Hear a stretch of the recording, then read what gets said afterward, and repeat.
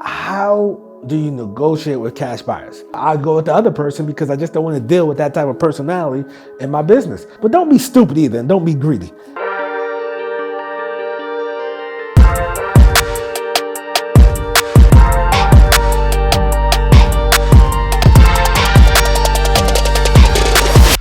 Let's take this house instead. I picked this house up for $65,000, okay? I shot it out to my list for $75,000. And I had somebody step up, okay? I had about 3 or 5 people step up. From 3 to 5 people step up is, okay, hey, look, I think I can do it. I need to be at 50. I need to be at 55. Hey, I need to be at 70. And somebody said, hey, look, I can pay you $72,000 for that house. So we went back and forth. I tried to get them up to full price of 75, and they said, it's kind of hurting my numbers. I see the pictures. I know exactly what it needs. I can't do 72.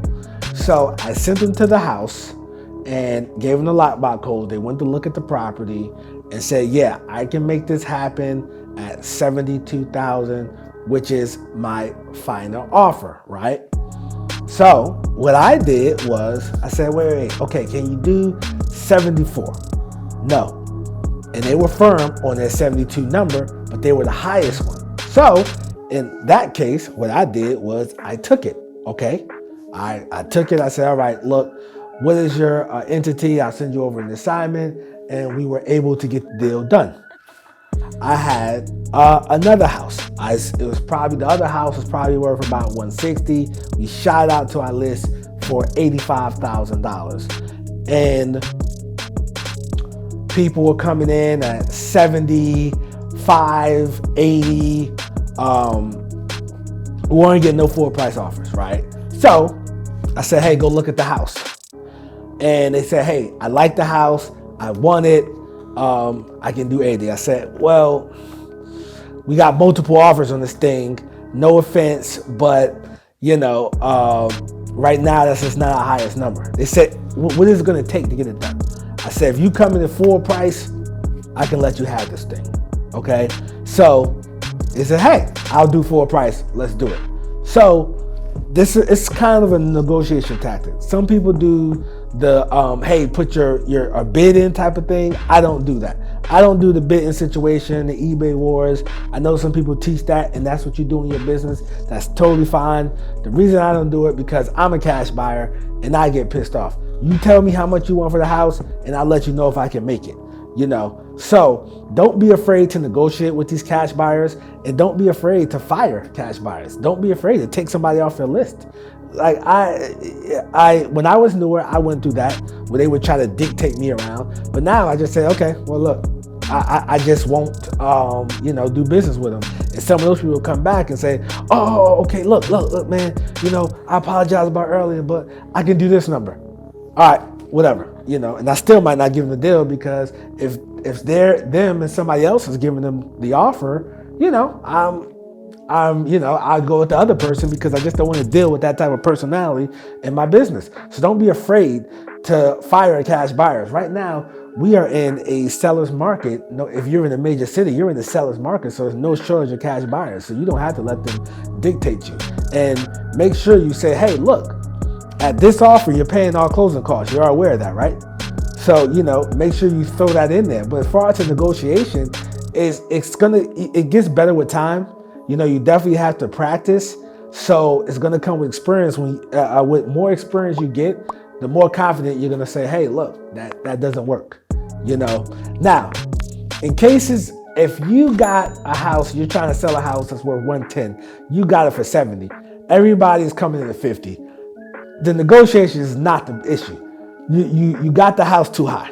Okay, you got the highest too high. If your highest offer is at 50, you got to go back to tell the seller, hey, I can only do 45 and that's my best. I'm sorry, because sometimes people are just getting houses that are off market. They're not deals, and they just want somebody to sell, to pay something. So for example, if let's say the house is worth 120, you got it for 70. You do know after the person puts the 30,000 in there that the house needs, they have to pay for closing costs. They have to pay commissions. They have holding costs that all go into that.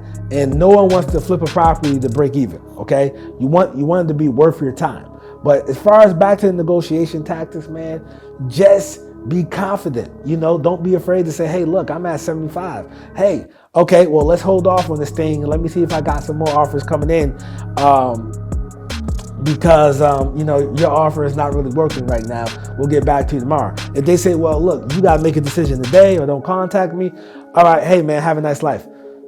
I've had that happen before. And they contact you, hey, that deal's still available? Yeah, it's still available. You wanted that to 75, the full price we discussed that? Oh, okay, look, I think I can make it work. I talked to my partner. So yeah, don't be afraid to hold out, but don't be stupid either. And don't be greedy. Me, if I shot at a deal, one person put an offer out there, I might say, hey, look, that's good. Let's just do it. And I say, like, so for example, if I shoot a house out at 90, somebody say, hey, look, I'll give you 85. I'm in at 75. All right, look, you can have the house. Go ahead. Let's just do it. If they're the only person, because I don't want to risk the chance of losing that person, because I've had done that before on the retail market and on the investor side, So if you got a good offer, don't be stupid and take the good offer. All right. Now, for those who have not gotten to this point where negotiating with cash buyers because you're still looking to find that first deal, do not give up, okay?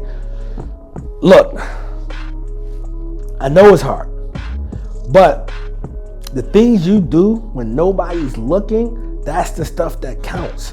So we know that you turn on the internet anywhere and you might see people flashing these big checks or driving these big cars and you praying to get there. That's fine.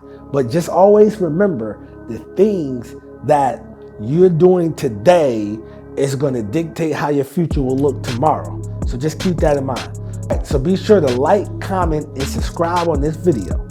Also, my Facebook group, Wholesaling with the Doru. Make sure you join that. And if you want more from me on IG, Real Estate Doru. You can find me on Instagram at Real Estate Doru. Until next time, I wish you much success in your life and in your business.